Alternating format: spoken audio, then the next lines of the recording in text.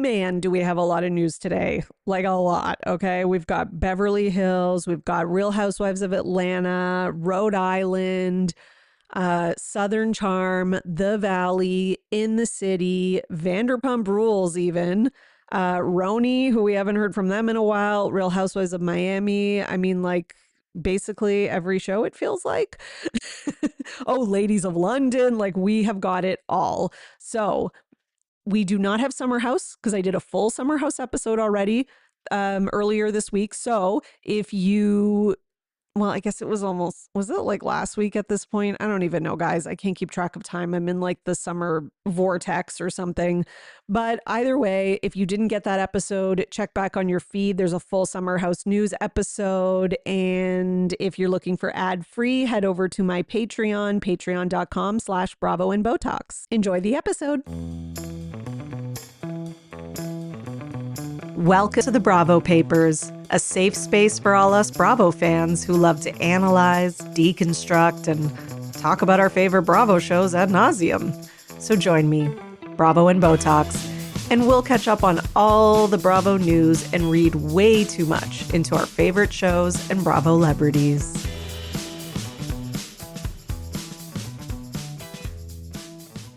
When I turned 40, I had sworn off the shapewear game. However, a friend of mine told me that she recently tried Honey Love and is totally converted. So she talked me into it and I tried Honey Love shapewear. I got their Superpower short and I gotta admit, I am back on the shapewear train. I love it. And this is like no other shapewear I've ever had before. It cinches in all the right places. I can actually breathe. It's comfortable. I like literally forget it's there. And now because I have it, like my wardrobe has opened up so much. There's so many dresses and outfits that I can wear confidently, and going to the store is like no problem. So treat yourself to the most advanced bras and shapewear on the market.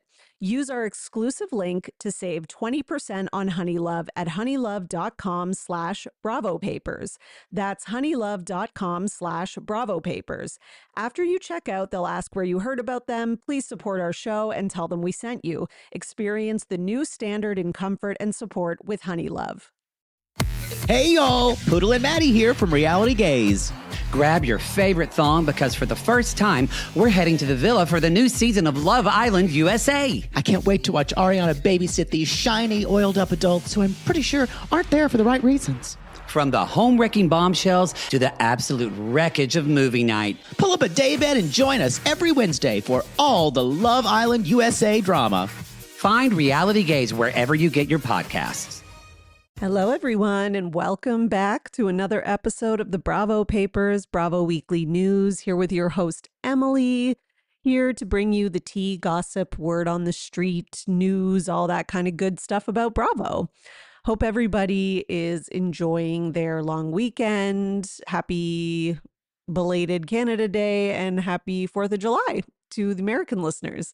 I know this is a big party weekend for you guys, so I hope you're all getting some time to relax, soaking up the sun. I know Kyle Cook is just before I came on here. And no, this is not me starting Summer House news, but just before I came on here, I saw all these videos from the Hamptons, their first weekend, and Kyle is just like living his best life, like times 100, including with, women and drinking and all the stuff that Kyle's being his authentic self. Let's just say that. Not that he isn't usually, but yeah. So we've got a lot of news to catch up on today because my last episode was all Summer House stuff. But there is a lot of other news this week, because it is now July, the end of this week now. So it's July 5th. Okay. So this week, like the 1st to the 5th, whatever, it was a slow week, I have to say. Or like the 30th to the 5th, whatever. It was a slow news week.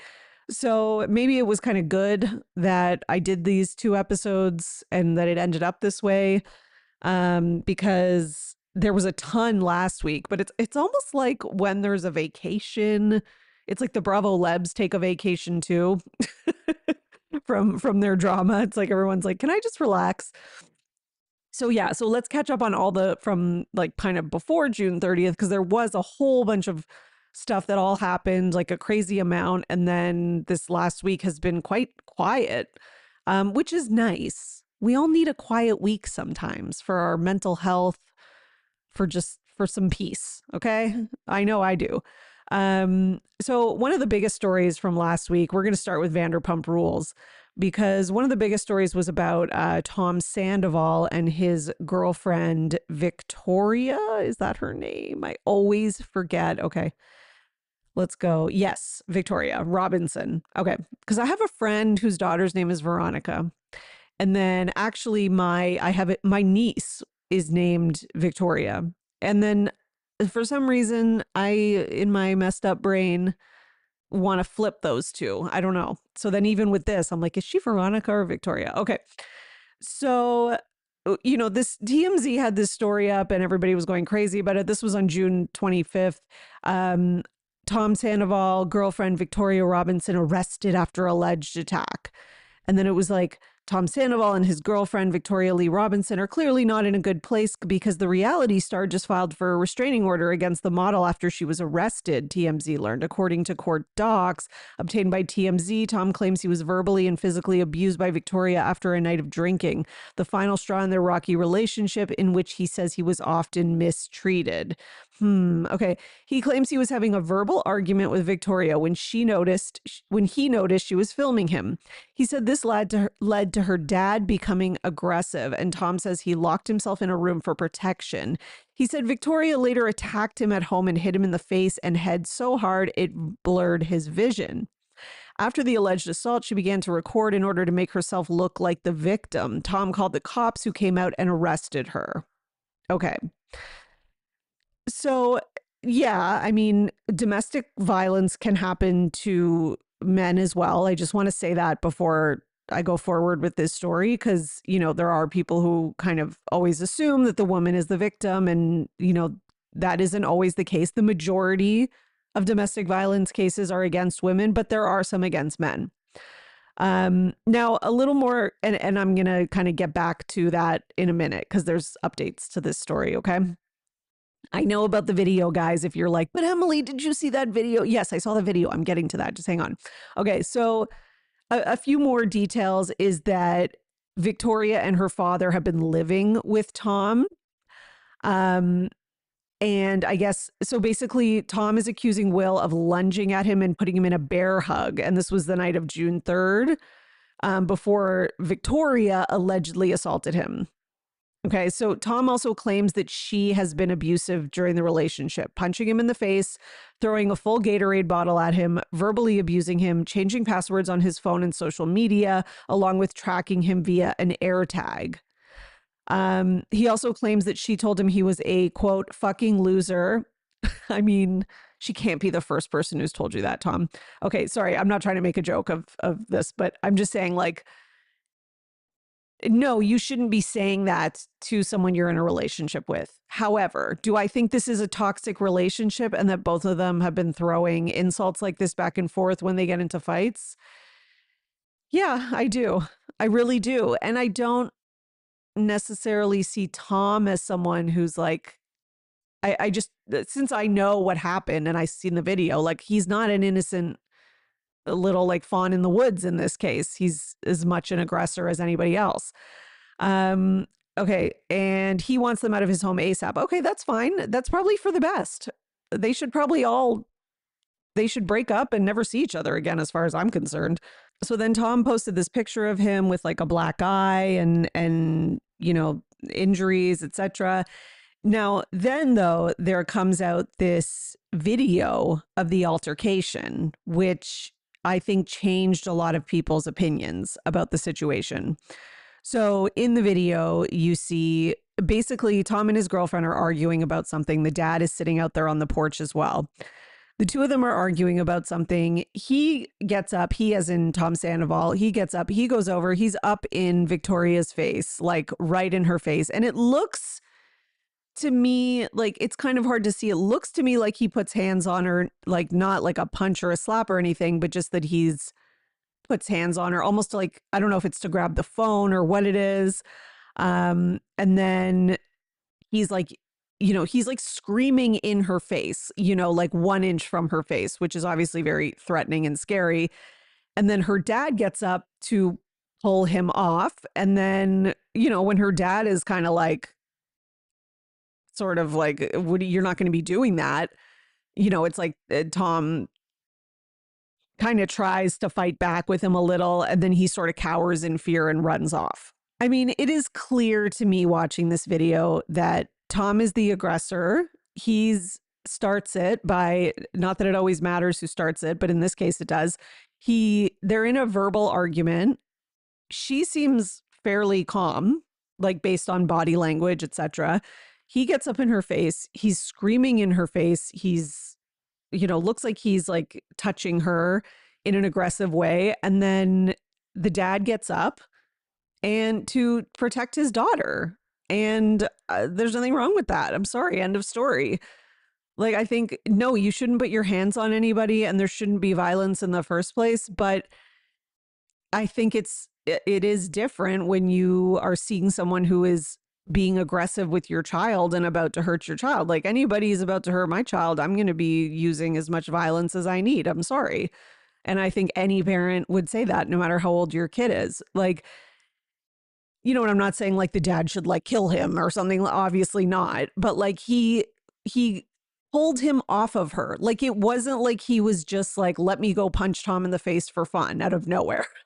like Tom is kind of making it sound like he makes it sound like he was just attacked, like he was just sitting there peacefully. And then all of a sudden Victoria's dad decided, I'm going to kill this guy, or I'm going to punch him and beat him up, which is not the case. Okay. So I think Tom put this TMZ story out before the video came out, because I don't think Tom released the video, because obviously that's not in his best interest. I'm not sure how the video got released, because if this is his property, then he wouldn't want the video released, I would think, because unless he's so delusional that he actually thinks that just him yelling in his girlfriend's face is not that bad, and what really matters is that the dad put his hands on him. Because even the girlfriend tries to stop it. Like, Victoria tries to stop it once the dad and Tom are kind of like going at it, and they go off camera because they go inside, and then she's like, stop. So like, obviously the dad could have stopped at that point, but at the same time, I don't know. I just don't really blame the dad in this case. But, like, your adrenaline gets up, whatever. It's not okay to keep being violent or anything, but I do think he was just trying to get him away from her. At least, whatever, that's my view of it. And I can't hear what they're saying, so that obviously takes away a lot of context. But yeah, so I'm not sure how the video got out. I wouldn't think Tom would want this released. So again, unless he's completely delusional and thought this would paint him as the victim, or Victoria somehow has access to it. Maybe she has access to their security. Like, I don't know, she lives with them. So maybe she, like, I could see her leaking it, and she has every reason to leak it. And I would leak it too if I was her, because I'd be like, this guy's trying to say that I'm the problem and that I started this whole fight and that my dad just attacked him. And that's not true. The video clearly shows otherwise. So yeah, so that came out. And then a couple days later, we get this like story and like video that looks like it's supposed to be like a paparazzi caught video of like Victoria moving out of Tom's house or whatever. But it's so clearly set up by Tom, like to make himself look, like the victim or whatever. Like, he's like, he's got like police there, and like there's like police presence as she moves out, and then he's like shaking the police's hand, and there's even like this awkward moment, like he goes to shake the second officer's hand, and the officer's like, what, like, looks like, why are we shaking hands? But Tom just keeps his hand there, so the officer's like, okay, and then just like shakes it, and it looks so fake and staged, the whole thing. And then they're like, what's going on, Tom? Like the paparazzi or whatever. And he's like, well, she's moving out. Anyways. And then you can hear her like screaming in the background. Wait, what did she say? I wrote it. I fucking hate you just like all your ex-girlfriends. Nobody likes you. Okay. And he like is like carrying out a guitar and amplifier or whatever, I guess just like to move. I don't know why it says like to move stuff. So it makes the move easier. I don't know what the situation is. But when I turned 40, I had sworn off the shapewear game. I was done with shapewear. It's too uncomfortable. It's too constricting, or it does nothing and it's rolling up and flipping down and all that kind of stuff. And at this age, I need to be comfortable.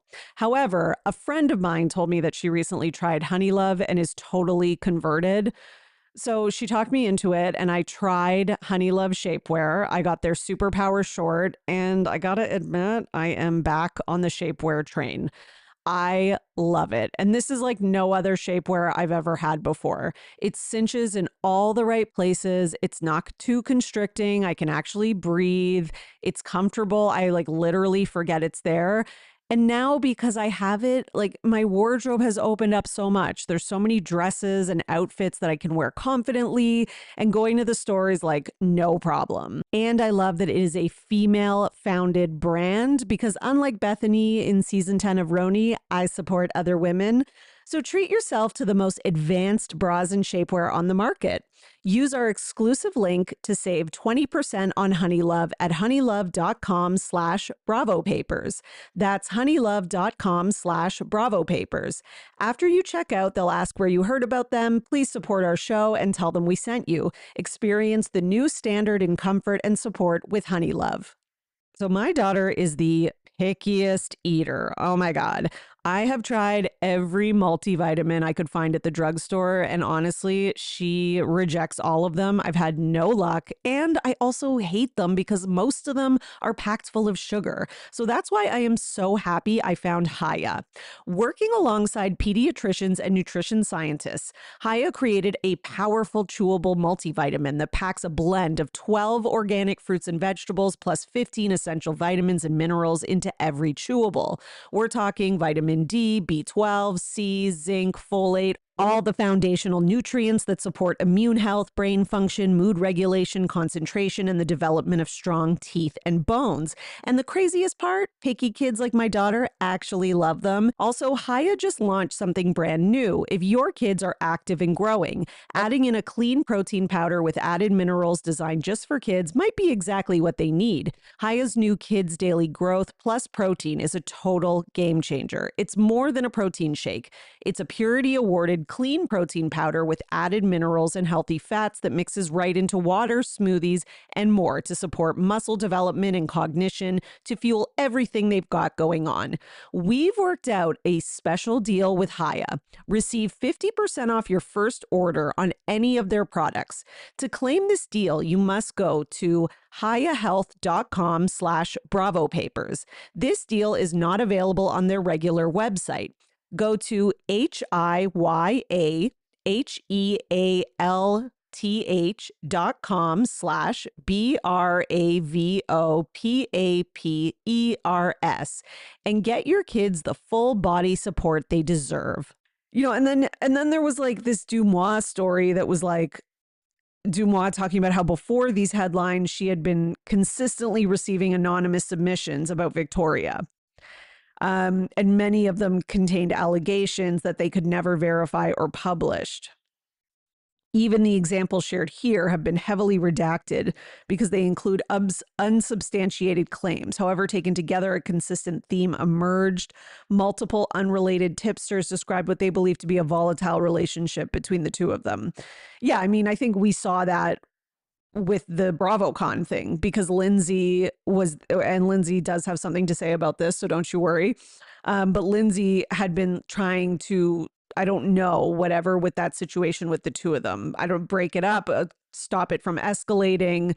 That was what I saw. And somehow she got painted as the like aggressor just because she's an assertive woman.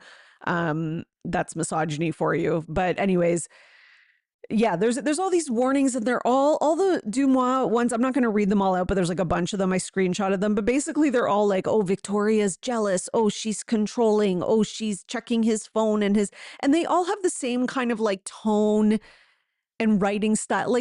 I'm like, these are all Tom Sandoval. Like, these are all Tom and all his burner accounts. There's a reason they're anonymous. There's a reason none of them have been substantiated. These are all Tom. Okay, like he's getting ahead of it. This is what this guy does. He's a narcissist. He's manipulative. I think the audience, since him being on the Traitors and whatever, I think the world needed a reminder of how insidious this guy is. Like, he is like a narcissistic abuser type. He really is. And I don't like just throw that around. I really think he is. So Lindsay on Threads replied to this and said, I wonder if he wants to revisit his attempt at trying to convince everyone that I was the issue that night between him and his girlfriend at BravoCon, with a rolling eyes emoji. Don't worry, Lindsay. I believed you. And I think a lot of people did, based on what I saw in comments. I don't know why it got painted by like headlines and stuff the way it did, but it did. Okay, let's go to some New Jersey news. Because Melania has spoken about the incident that happened with her being arrested for simple assault. She, I think for Melania, I think she's going through something, like just her online behavior, like her social media. It seems like there's just like a lot of posts and like a lot of stories and stuff. And she seems very like all over the place. So I don't know what's up with her, but it seems like something's going on. And let's be honest, like I know we all watched their childhood and it was kind of like part of our entertainment. And sometimes like we forget that like those were real children who went through like a super traumatic thing. Like what they went through was really traumatic. Like it wouldn't be like crazy for them to say they have like, post-traumatic stress from that. Like when you're a kid and your parents both go to prison, like that's a pretty crazy thing to deal with. Like that's an extreme situation. And the toxicity I think that there was in the house and stuff like that. Like it's just, it affects you, right? And Melania, so she posted, she said that her assault is nothing to be proud of, but she says there is a mugshot, like an AI mugshot floating around, but obviously it's not real, it's AI, but that she did look fire in her mugshot. But then she's like, no, nothing to be proud of, but I looked good. She does kind of seem to be talking about it kind of flippantly in some parts of the video. But again, I'm reserving judgment because like, when I watch her and I see her in her story, like she just seems like she seems unwell. I'm not going to like diagnose or be like, I think she has this. Some people on the internet are doing that, but there's something going on. That's what I see.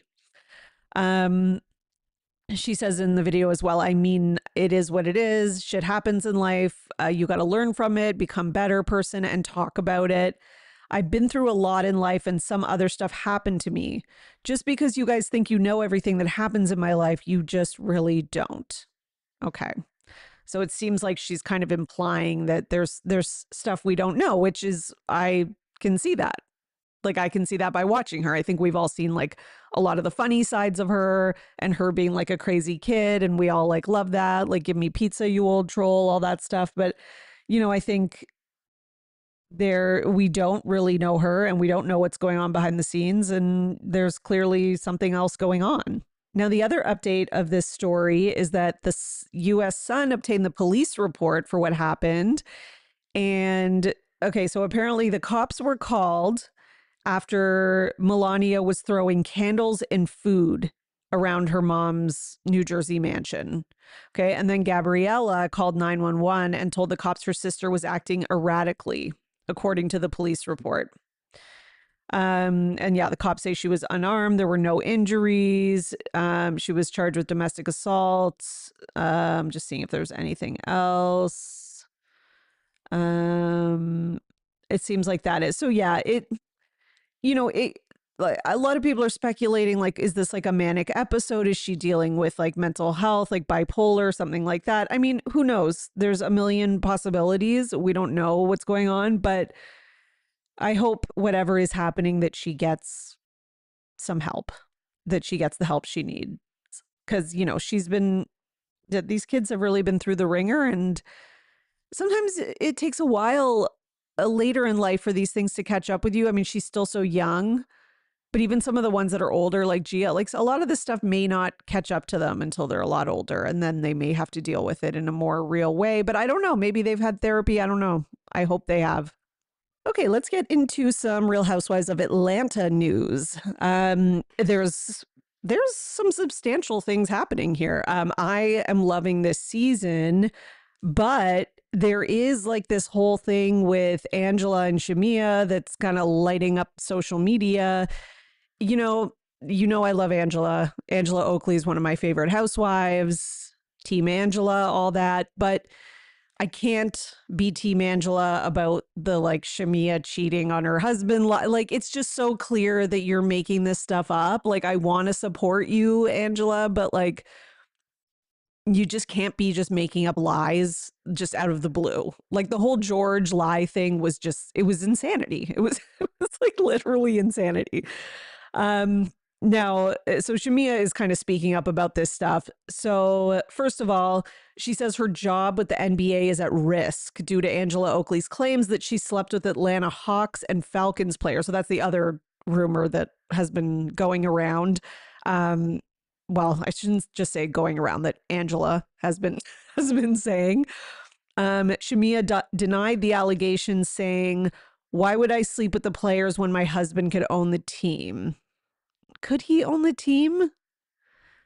Like, I know you guys are rich, like really rich, but like owning a sports team is like next level. I don't know if you're like that rich. Like, I think she's like really rich, like really, really rich. But I feel like owning sports teams, like, isn't that like a billionaire kind of thing? Like, I feel like they're like in the millionaires club and like, you know, multi-millionaire club. I'm not sneezing at that, but I don't know. Maybe I'm wrong. Maybe you don't need that much to own a sports team. Maybe it just depends on the team and the sport. I shouldn't speak about sports, guys. I know nothing. Anyway, so she says that's just kind of like her clap back. And I mean, listen, she doesn't have to say that though. Like, I don't know. I don't think people really believe that she's cheating or sleeping with other guys. I don't know why Angela is making this such a thing. The only thing I can think of is that Angela is so hurt from the way everybody came after her husband last season about him cheating on her. And maybe she's kind of like, okay, is that the name of the game? Like, is that how the Real Housewives of Atlanta game is played? Like, you know, I can't come in, everyone's talking about my husband cheating on me. So yeah, I can talk about other people and them being cheated on. So I don't know, or them cheating, whatever. Like, so I don't, there is a part of me that feels like Angela's, like, this is kind of Angela's, like, quote unquote revenge, but it's not like, it's not a well thought out revenge. Like, unless you really legit think something is happening and you have receipts or you have like a really good evidence of something, it's probably, I mean, I guess Portia kind of did the same thing with Kelly, saying that she slept with a married man. But again, like a lot of this is retaliatory. Like, you know, Portia was retaliating for what Kelly had said about her, even though it was true. And I feel like Angela's retaliating. I don't know. I mean, I think I don't even really like Shamia. Like, she's like my least favorite of the Atlanta housewives, but I still am like, this is wrong. Like, we can't take it in this far of a direction. So Shamia also says that she's entering the RHOA reunion with no friendships left to save, which is a pretty big statement. So during an appearance on Angela Yee's radio show, she admitted she expects the entire cast to come for her at the reunion, but that she's prepared.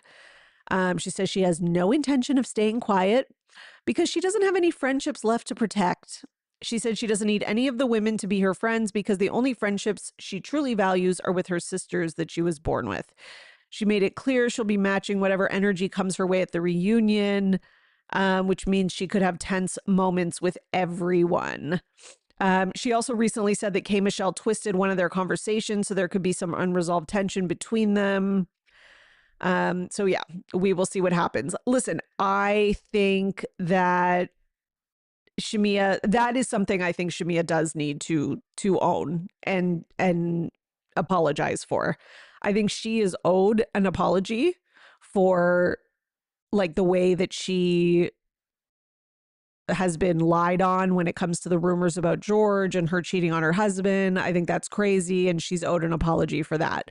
Where she owes apologies, I think, is her kind of going to K Michelle. And I understand what K Michelle's saying. Like, I think she has, I ended up loving K Michelle. Like, I'm not going to lie, at the start of the season, I was like, get this woman off my show, because it just felt like she wasn't the right fit. And it just felt like she was overly sensitive about things that weren't even happening. And I was like, I don't know if she can handle this.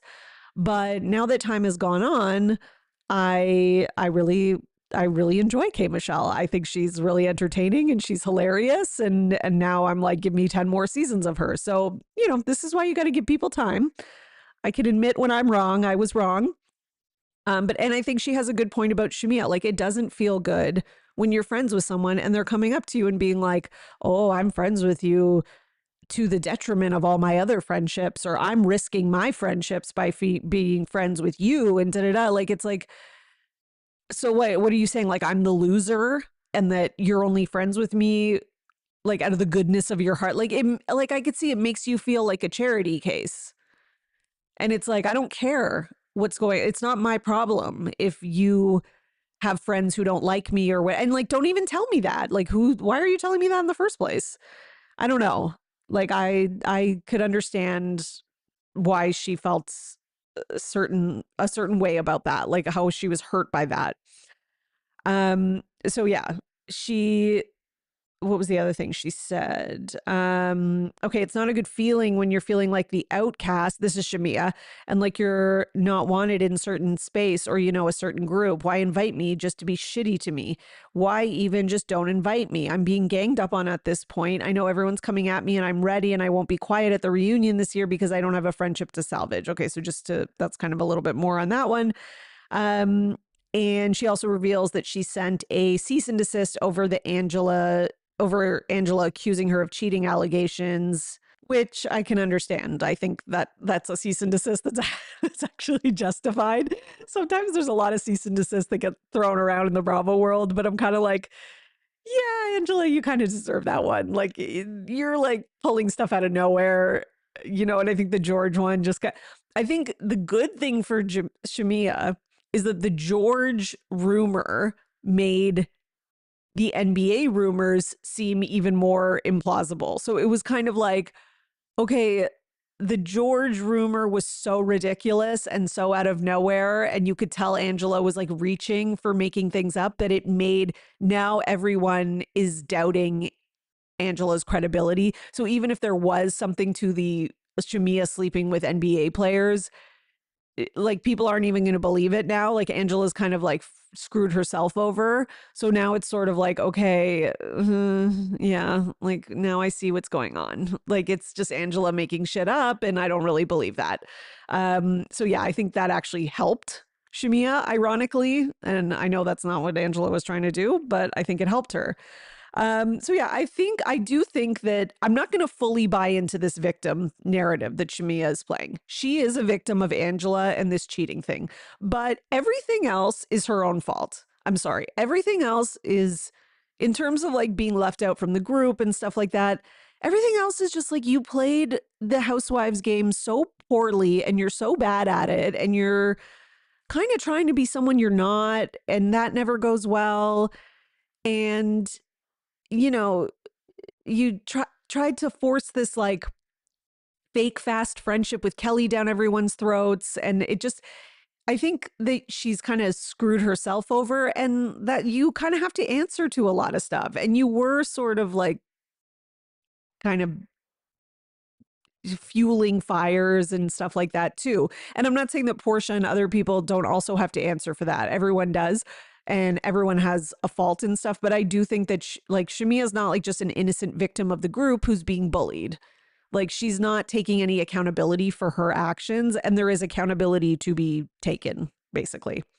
So Angela was on Watch What Happens Live, and she was asked about these rumors about Shamia and where she got that from. And she basically said she's heard from others besides Charles, because I guess Charles is one person she heard from, which is not I guess that's not good for Shamia. That Shamia had slept with NBA players, and those rumors have been around a long time. Okay, but when? Like before she married this guy? Like, could she not have had a past? Like, is that like crazy? I don't know. Anyways, it's even if she did, it's kind of like, ooh, it's a big thing to bring up, and she's got kids, and I don't know. And I think her husband already doesn't like her being on this show, so I don't think this is going to be very helpful in that situation. Okay. Now K Michelle is tweeting as she does. And someone replied, or somebody, sorry, RHOA Receipts on Twitter said, Portia always loved you. Portia never gave a horrible or malicious person, like never. She's definitely misunderstood and has a big heart. And Kate Michelle responded to this and says, I believe my first encounter was the Kelly situation and it scared me. Portia has supported my single release and everything, but we have to sit down on our own terms. She thinks I picked a team when I'm not a team. I do love her. We just aren't in a great place. I want to fix it eventually. Now, I think this is in response to the interview that Portia gave. I think I covered this a couple weeks ago, where she was saying how K Michelle is probably, she thinks K Michelle is probably watching the season back and, maybe having some regrets about like siding with like Shamia and Kelly. And that now that the season's playing out, she thinks it's going to be different at the reunion, or that K Michelle is going to see things differently. I'm really excited for this reunion. Because I think that this season was one of those, it was a good season, first of all. But second of all, I think there was a lot of stuff going on kind of behind people's backs, or things that were being done in terms of like K Michelle, even that K Michelle is just not privy to. So I do think it's going to be interesting to hear some of those. Like I see when I agree with Portia. Like I think when K Michelle sees kind of how Shamia was moving, I think she's going to feel a little differently about things. I don't think she's going to be like, screw you, Shamia, we're not friends anymore. But I do think that there's going to be like conversations to be had. And same with K Michelle and Portia. So I think that is interesting. And I think K Michelle is definitely going to get a second season. She was on Watch What Happens Live. Andy loves her. She's very entertaining. I think the audience has really come around to her, myself included. Her confessionals are hilarious. And even like her conspiratorial kind of thinking, like I actually now find it like funny. Like she's unintentionally funny and intentionally funny. And you don't get that often. You really don't. Okay. So what else we got from Atlanta? So yeah, so that's where we're kind of at going into the reunion, which I'm very excited about. In other kind of not necessarily related to the show drama, court documents show Pinky Cole needs to surrender her Georgia mansion. Bankruptcy filing assigns $0 liquidation value to several business interests, including Slutty Vegan franchise. Okay.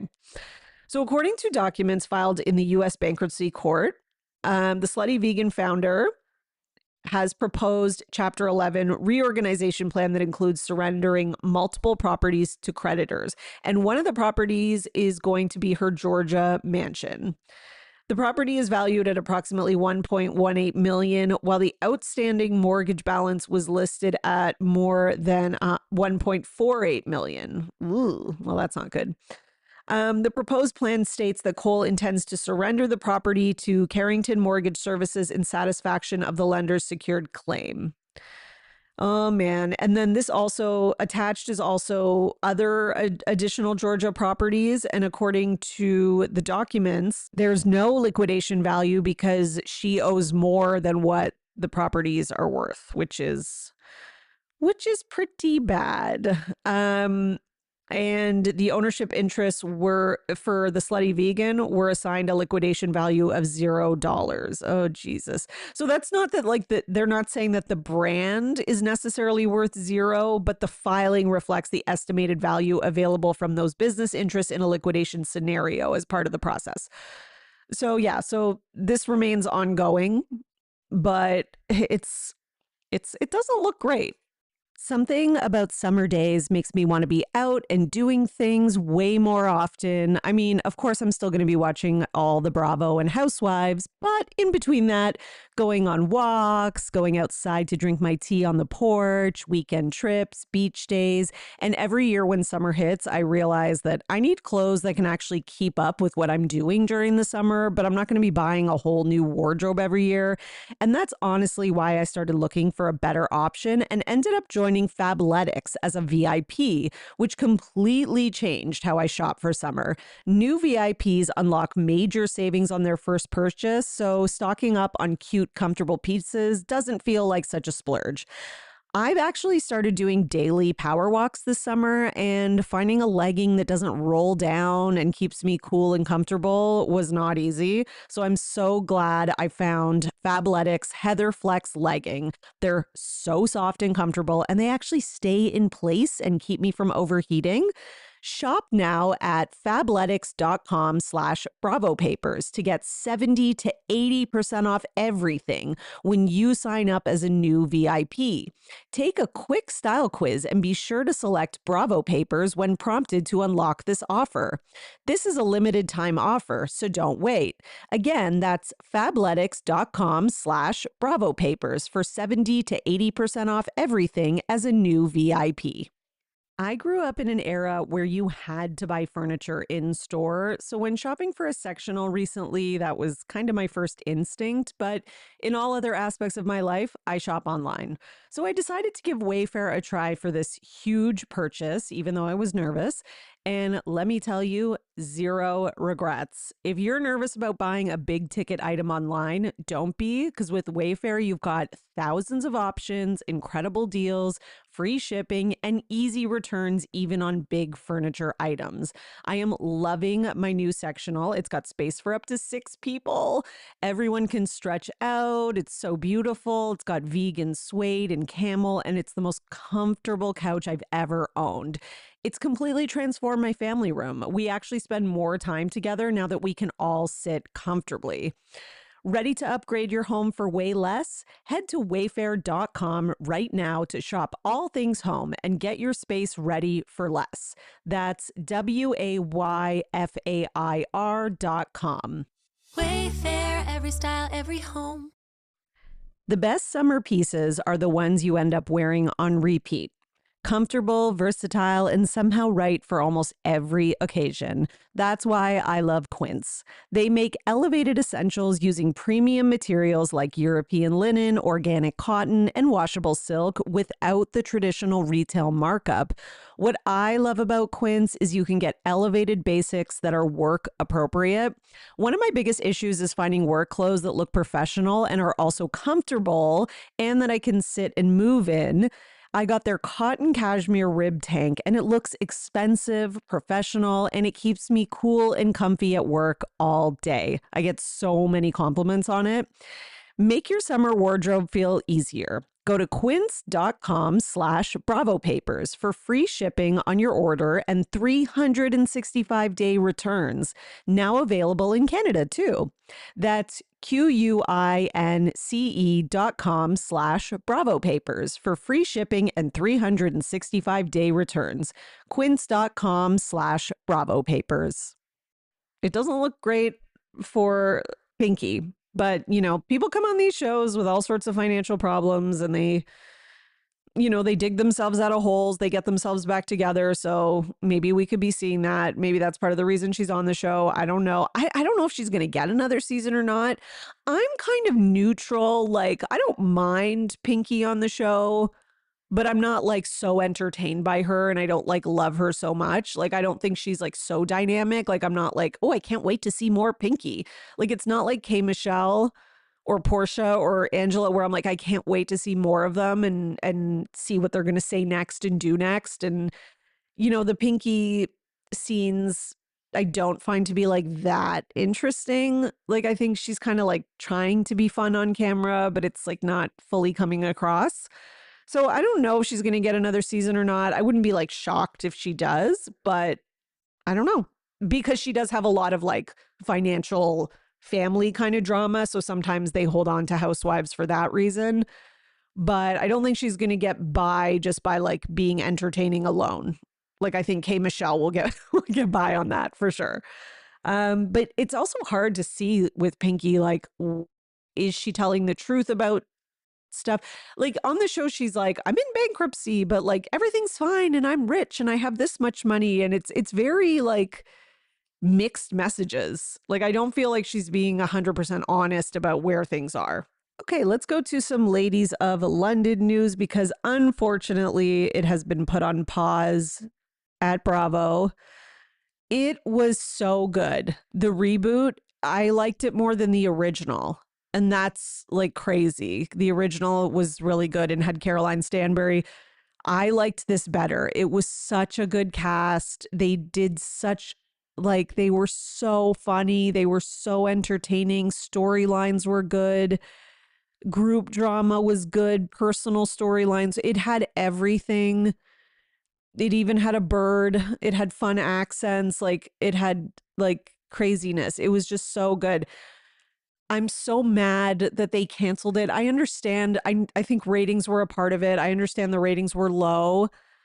But sometimes I feel like they don't promote enough. They don't put it on at like an opportune time. I don't know.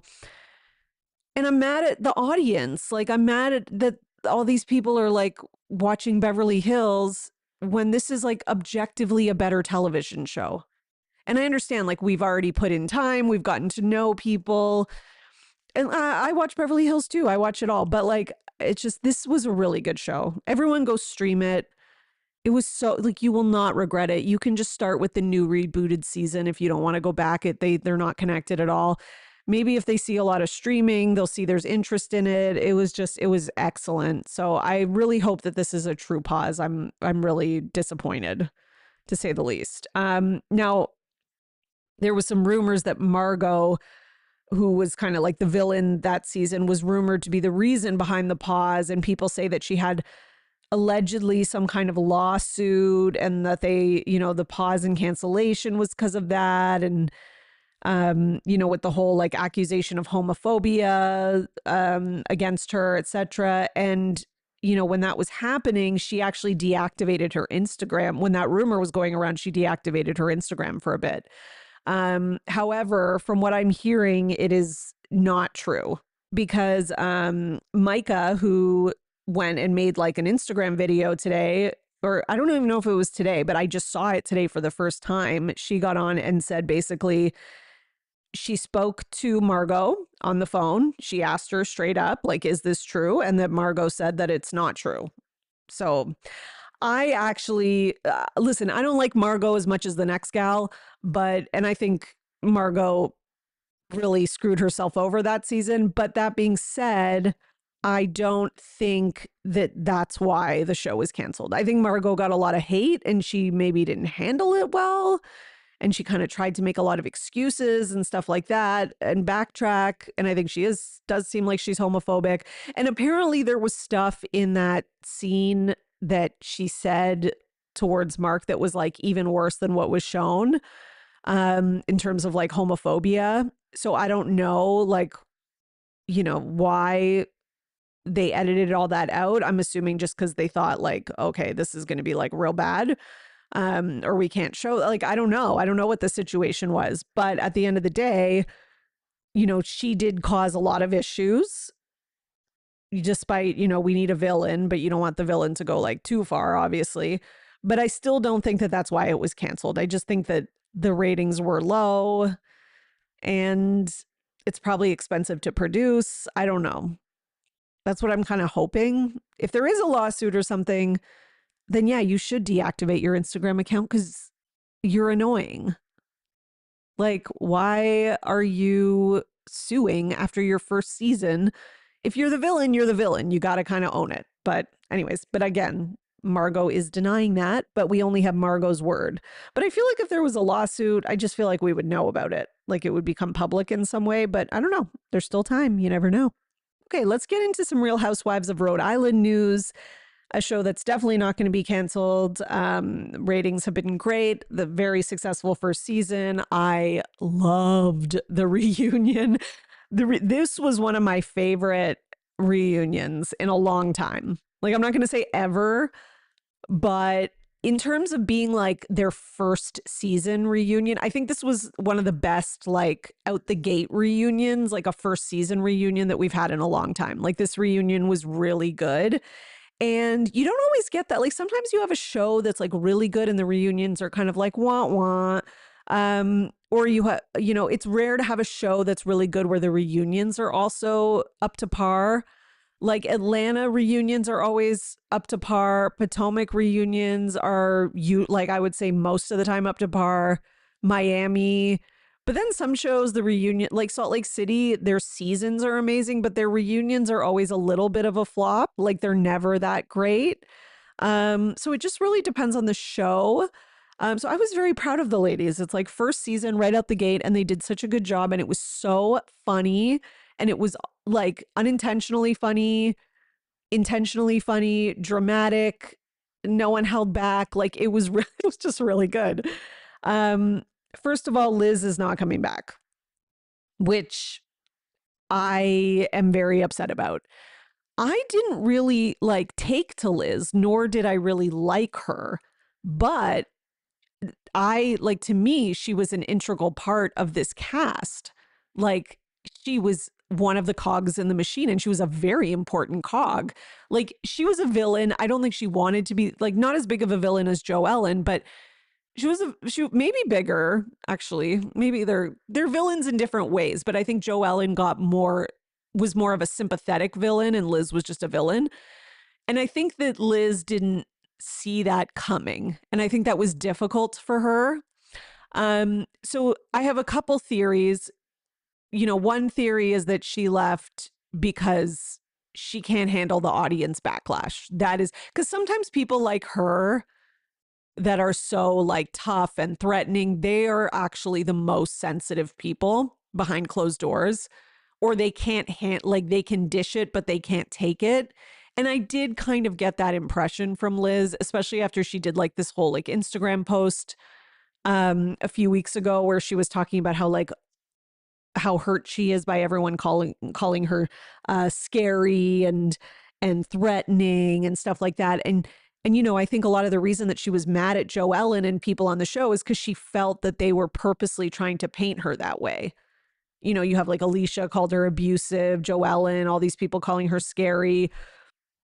Even Ashley I saying she's intimidating. Like, I think she felt like that was like a conspiracy against her, and you can see her kind of like freaking out. Again, not an excuse to like put her hands on Jo Ellen and like to not an excuse, but like it was still, you could tell it affected her. So I do think that that is a possibility for why she left. She didn't expect that type of edit. She doesn't want to be involved in all that. Like, she can't handle it. The other option is the Dino of it all, obviously. Like, him going to jail. And this is not just like a little like, drug charge. This is like him being like a trafficker, and like he's like potentially going away for life. And it seems like there might be some connection between the three of them. It's kind of suspicious with her husband. All of a sudden he's selling this boat that he's loved for this long. And it's like, what's going on? Was that boat involved? Like, I don't know. I'm just asking questions. So I don't know. Maybe it's like there's too much heat on them and they need like a little less attention while this stuff sizzles down. Okay, now people did make those types of accusations about the reason that she left, and Liz did take to social media to clap back at that. She said in a now not deleted, but now gone Instagram story, "It's fascinating to me how everyone assumes my reason for leaving involves being afraid of skeletons, ... jail, etc. This is not new gossip. It has been the local slander for years. If there were even an ounce of validity to it, I'd not have ever gone on the show. I realize that for some, it feels good to speculate, hate, and defame my character, but I have never been investigated nor involved in any criminal case. It's preposterous, and people should know how utterly ridiculous it sounds. Sorry to disappoint. It's wild to me how people feel at liberty to openly state such absurd claims as facts. Now that I have time on my hands, I will start the process of holding those originating and spreading such fiction accountable. Well, see, that's why you should have stayed on the show. You could have stayed on the show and held them accountable. I would have loved that. So, by the way, on her goodbye post where she just said, like, look forward to seeing you all. I'm focusing on my family. By the way, Andy did comment and say the door is always open, just saying. So, yeah, Andy's like, please come back because you're very entertaining. Please. Yeah. So I do think she'll be back. I think that the show is going to get more successful and better even. Like I foresee a good future for this show. Not that I'm psychic, but let's just pretend. And then I think Liz is going to miss it. And I think she's going to be like, okay, like I think she's going to see how others will get hate as well and how it can ebb and flow. And then maybe she'll come back. I don't know, because listen, even if you are like hated, you're only, as Tamara Judge always says, and this is one thing Tamara's right about, you're only as good as your last season. Like she could have, you never know. Like everyone could hate Joellen by the end of next season. Like you really don't know. So we'll see. I hope she comes back. Now, speaking of Joellen, her mom has taken to social media to, basically say, shut up. But her mom's firing back. She says, Joe told her side of the story. Let me tell mine. Both her mom and dad tried to get her the help she needed at the time. The last time she was sent to this facility by a doctor who witnessed her behaviors. He found a placement for her and it was for 9 months. She was headed down a dangerous path, hanging out with an undesirable character, and her behavior was out of control. Okay. I mean, listen, I think we have not seen her mom's side of the story completely. And I think her mom watching back all the stuff Joellen said that was behind her back, she was probably like, what the hell? And now you're portraying me as this like monster who abandons her daughter. Here's my problem. I am still waiting for the reason. Like she keeps giving these reasons, the mom, that are like, well, you were out of control. You were hanging out with whoever. Like, but it's like, okay, you're just naming things that teenagers do still. Like she hasn't named anything that I didn't do as a teenager, and I was never like sent away. And like there were definitely way worse kids, everywhere around me that weren't sent away, but maybe some of them should have, but still. I just like I'm waiting for her to be like, oh, she was self-harming. She was using heroin. She was stabbing. I don't know. She was breaking into, like, people who send their kids away, it's usually like because it's so extreme, not because you're just a teenager who won't listen, who's dating the rebel guy and having sex and what, like, sorry, like that is maybe troubling behavior and risky behavior, but it's not like send the kid away behavior. So it's still hard for me to take the mom's side because I have yet to hear of her doing anything that's like extreme enough to send your kid away for 9 months. Like to send my kid away for 9 months, like she'd have to be like burning down houses. Like she'd have to really be doing something bad. It wouldn't just be because like, oh, she's dating a guy who's like bad news. That wouldn't be enough. Like for me, I don't know. So I'm still kind of side-eyeing Joellen's mom here. Okay, let's talk about the Valley. Michelle was on Watch What Happens Live. She was, of course, asked about dating Dr. Dre. Basically, she's extremely vague about it. She won't give really any details. It screams NDA. Like when she's talking, she's like, he's just a great person and I'm having a great time. I just love people who are positive and have a positive spirit. We are just having a great time together. Like that is her answer to every question. And Andy's just like, okay, great. Like, I don't know. I don't know if she's Googled him. I think she probably needs to. One thing she does reveal is he has not met Jessie or her daughter. Hopefully she keeps it that way. I mean, I'm really questioning, like, you know, Michelle says a lot about Jessie. Jesse's not perfect by any stretch of the imagination. And I think he was definitely had more faults in this relationship, but I'm really side-eyeing Michelle's judgment. I got to be honest.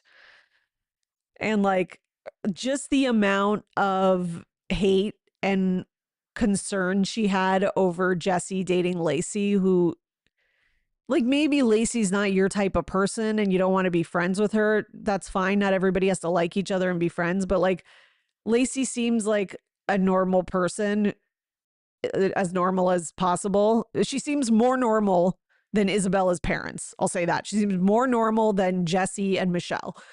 And for Michelle was showing concern, like Jesse was bringing around a serial killer, right? And it's like, I can understand you not wanting to meet someone too soon, your daughter to meet someone too soon. I get that. But then it was like, but you'd already introduced her to Aaron. So it's like, what's like, you can't be like, you know, rules for thee and not for me. Like, it's just not how it works with like co-parenting and divorce. But anyways, it's just, and then it's just crazy to me that now she's dating a known domestic abuser. And it's like really bad. It's not just like, you know what I mean? Not that like any level is okay, but it's really bad. So I don't know. I'm really side-eyeing Michelle here. I don't know. I just wouldn't, if I saw that on someone's record and I know they have that history and I have a young daughter, I just think that would not be my choice. I'm just saying. Okay. Nia was also, speaking of women defending toxic men, Nia was on Watch What Happens Live, and she made like every excuse in the book for Danny. He wasn't sneaking drinking at Britt's. He was openly drinking. When they were talking about that, they were talking about that he was sneaking at Zach's house and all sorts of stuff. Anyways, she's like his PR at this point.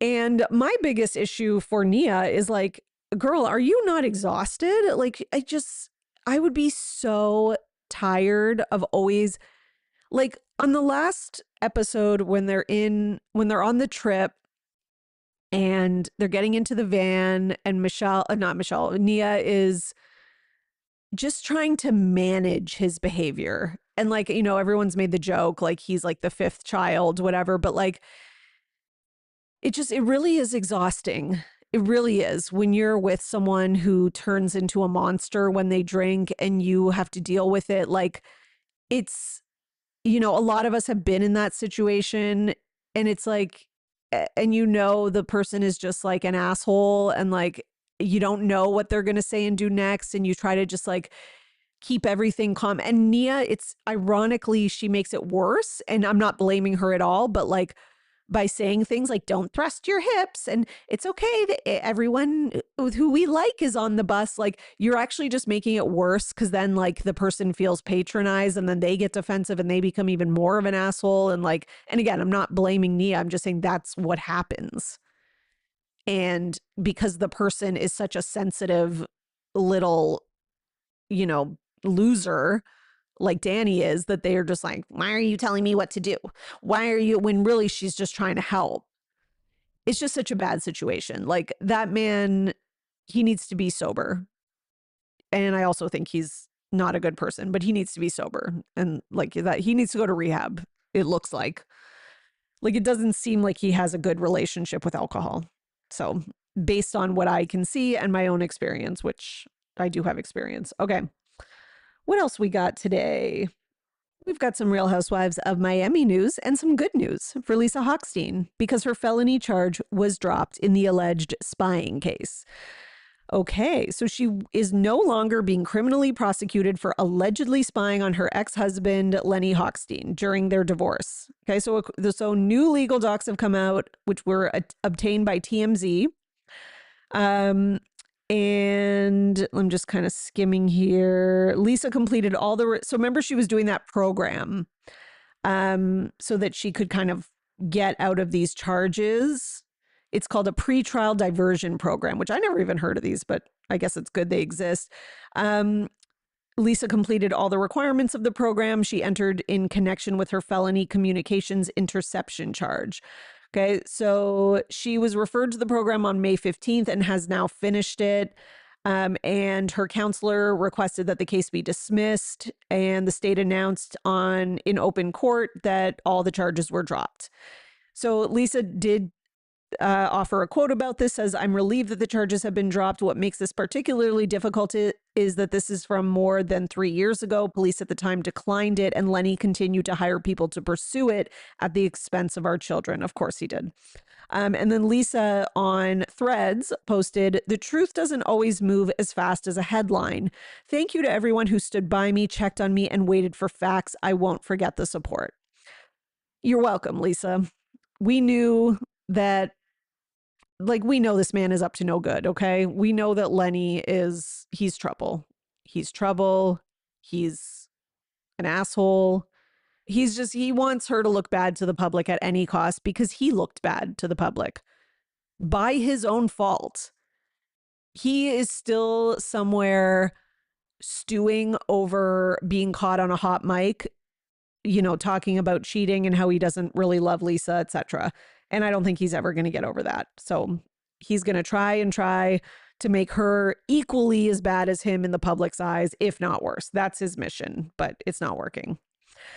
Okay, let's go to some RHONY news, because RHONY is set to be coming back, but maybe in some trouble. Okay, so there is a report by Radar Online. So again, take it with a grain of salt. Nothing's confirmed, but apparently a source says Bravo execs may scrap the show as it threatens to be a snooze fest. Okay, so I've been hearing things that nothing's happening, it's boring, etc. I mean, I'm not shocked by that. Look at why do you keep what do they say? The definition of an insanity, doing the same thing over and over again, expecting different results. That's what happens when you thought, let me do Sai and Aaron over and over again. Two of the most boring people. Uba's not back, and she was at least exciting. And then, I'm sorry, Jenna was boring. They did that twice. It's just the reboot needs a full reboot, but I think they just don't want to admit complete defeat. And I know they've brought in new people this season, but I guess those people are not delivering. So I don't know. I don't know why they thought, what they thought bringing Carol Radziwill was going to do. Carol was never that good of a housewife. She was good in the sense that it was almost like watching a somewhat normal person watch the insaneness of Luann, Ramona, and Sonia. But that only works when you have Luann, Ramona, and Sonia. But when you have Carol just with a bunch of other girls that are kind of on Carol's frequency, which is just hey guys, it's it's not going to make for good television. Carol only works in a certain mix. So anyways, the other thing though is I was seeing a lot of press about Sai fighting with people. So I don't know if that's publicist's way of trying to be guys, I swear this season's going to be exciting. Please watch it. I don't know. Because then there was this story in TMZ that Carol's co-star Sai was dragging her on camera for being in the Epstein files.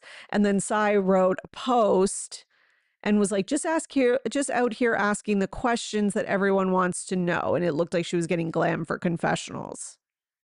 And then there was another story that was released that was saying that Daisy, who is Martha Stewart's whoever, I don't know I can't remember. What does she do for her? Was she her real estate agent or something? I don't even remember. Okay. But the point is that she was reportedly beefing with Sai. And it had something to do with Martha Stewart. So I mean, that sounds like some hope. So I don't know. Okay, so apparently Sai called out Daisy for going on the show to ditch her boss, Martha Stewart. Okay. And then also we have Sai's getting divorced after 9 years. So it seems like Sai is trying to save the show and doing some work, but maybe it's just not enough. You know, you need the whole cast has to work, and there has to be chemistry, there has to be flow, there has to be funny moments, and if there's not, there's just not. Okay, let's get into some Real Housewives of Beverly Hills news, because Boy George is clapping back at Dorit. So basically on Father's Day, Dorit posted this video that I don't think was a good idea. I just think this was a very bad idea. She's gone down the divorce rabbit hole that I think people get trapped in, where you talk some shit about your ex and you get some validation from it, from like friends, in this case, maybe the audience too. And then you just keep going and going. And then it gets to the point where you start to look like the crazy one. And it's also like, okay, like we know, like, don't make us say that Kyle was right, you know, that you're talking too much about him and it's going to be bad for your kids and whatever. Because, like, I understand her being real about the divorce process and the difficulties on the show. I think that's reality TV. But I think that going so far to the point where, like, you're posting social media posts and, like, talking shit in interviews every chance you get, that might be, like, just not a good move. Okay, because now you're starting to look like the vengeful, crazy one. So she posts this video, and in it, it's like all these videos of her kids, like walking on the beach, looking out the window in a car. Or are they her kids or just random kids? And then it has like these captions over it. Okay. So it's like, a man who makes the mother of his child struggle is a complete failure. There's nothing respectable about watching the woman raising your child carrying everything alone without real support when she's overwhelmed, stressed, exhausted. And then it keeps going. As in the background, it shows like images of like kids like doing kid things and gardening and stuff like that. And there's like, you know, sad music on top of it. So this is what she posted on Father's Day, which, again, you don't have to like PK. You don't have to post about him and be like, the father of my children, he's so great. You can be as mad as you want that he's a piece of shit, that he's not involved in their life, that he's leaving everything on you, etc. And I do think that you have the right to talk about that to a degree on the show that hopefully won't damage your kids too much in the future. But like, I think posting this is like, maybe like, it's just kind of unnecessary, I think. So I'm not on Boy George's side, by the way, and I'm not on PK's side. I'm just saying that, like, I would just avoid this because it looks a bit like I just want to hurt him, you know? And it's not doing anything positive for you or for the kids. Now Boy George claps back because obviously he's, you know, PK's little bestie or whatever, and he says, more truthfully, Rome burnt while you bought handbags. I mean, that's really like the, you know, the saying that they're all like, that's really like the PR story that PK and his camp are going with, is just like everything bad that happened in the marriage was because of Dorit's spending. Whereas Dorit's story is everything happened because PK's an alcoholic loser who doesn't care about his kids. And the truth is that probably all of those things are true. And the truth is that she's probably pissed because now she's taking on the majority of like financial stuff. And, you know, maybe she can't spend the way that she wants to because she doesn't, you know, have that freedom as much anymore. And I think these are two addicts. I think one person's a gambling alcoholic and gambleaholic, and I think the other person is a shopping addict. I think they both have addictions. And I think they've both dabbled in some other things as well, but I just won't go there. Okay, so we have some in the city news as well. First, a congratulations to Andrea and Lexi, who are pregnant. And we also have an unexpected birth announcement. Danielle and what's her guy's name again? Yeah, I don't remember what his name is. Shit. Okay. Okay. Either way. Oh, Eon. Is that how you say it? Eon, I think. They gave birth to a baby boy, Aiden, but 10 weeks early, which is can be very frightening and dangerous. So his name is Aiden, and he was born on June 21st, and they put out a message, or her guy did. He said 10 weeks early, longest day of the year, both solstice-wise and for mom and dad. He's heading to summer camp at NICU for his first two-thirds of a months in this world, but mom and dad can't wait to bring him home, hopefully soon. Fitting for his mom, Aiden translates to fiery one or brighter of fire, and she was nothing short of amazing after getting contractions at 10 p.m. on Friday, going to the emergency room at 3 a.m. in Southampton, then getting transferred by ambulance to Stony Brook for a further 24 hours. Nurses, doctors, everyone at Stony Brook Medicine are incredible. We are mesmerized by the miracles they perform on a daily basis. Dad was nervous, terrified, sobbing mess, but couldn't ask for a better first Father's Day. Well, that's sweet. And then the two of them posted, baby and parents are doing well, overwhelmed by the love and support. Thank you all so much. I'm still getting through so many of your heartfelt messages and NICU journeys. It means more than you'll ever know that you're sharing those with me. Long road ahead, but we're ready and thankfully not alone. At Stony Brook Medicine, we love you. We know Aiden is in the best hands. Okay, good. So that's good to know because, obviously that can be a very stressful worrying situation when a baby is born that early and the stress on the mom and dad and just all that kind of stuff. Your brain, if you're like me and you're anxious, always wants to go to the worst place, but I'm not going to. And thankfully he's doing well. So that's great news. And I'm sure we're going to be hearing more about it on next season of In the City. Okay, and let's end on some Southern Charm news because are Taylor and Shep back together? So they had posted a picture on Instagram recently where they were out. They were out for the anniversary of the death of Taylor's brother. And Shep was there with Taylor and her family. But now there have been more sightings of them together. They've been filming together and hanging out.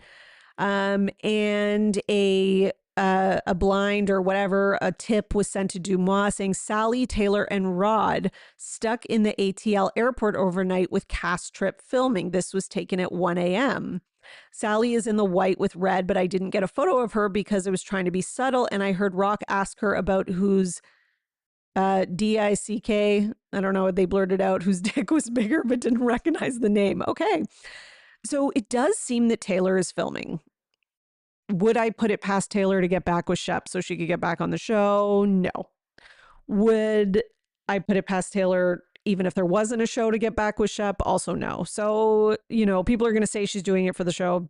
I think she would have done it even without the show because I think she's just like that. But anyways, it seems like she's going to be back. And there's rumors also spreading that the two of them are back together.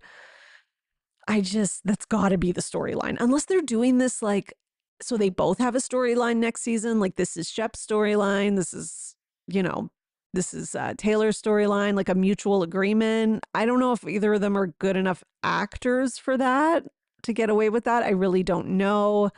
Or if they're just going to do the will we, won't we, da-da-da. But, people, or maybe he's just stringing her along pretending so that he has a storyline and she's pretending. They both think they're fool. Who knows? I mean, God knows West used Sierra in that way on Summer House for a long time. So, yep, it's possible. Anything's possible. Okay. Do we have anything else? I think that's it for today. That was a long one. I hope you all enjoyed it. And until next week, you are now in the know for everything Bravo. Bye. I'm Jolenta Greenberg. And I'm Kristen Meinzer. You may know us from our podcast, By the Book. And together, we also host How to Be Fine. In each episode of How to Be Fine, we dive into the good and the bad side of the wellness industry, from charlatan influencers to science-backed studies on happiness. And all this season, we're going deep on the subject of friendship. Why is it that so many of us have so few friends right now? Why did the Surgeon General call loneliness a public health crisis? And what tools can we enlist to make new friends, deepen the friendships we have, and in some cases, let certain friendships go? We'll be talking with experts, authors, and our very own friends. And we won't just be talking, we'll be trying on some of their suggestions for size. Whether it's joining groups of strangers over a meal, Trying one of those friendship-making apps, or doing things that are even more unconventional, we'll be trying it all so you don't have to, or so that you can. join us for our new season of How to Be Fine, all about friendship, beginning June 2024. That's How to Be Fine wherever you get your podcasts.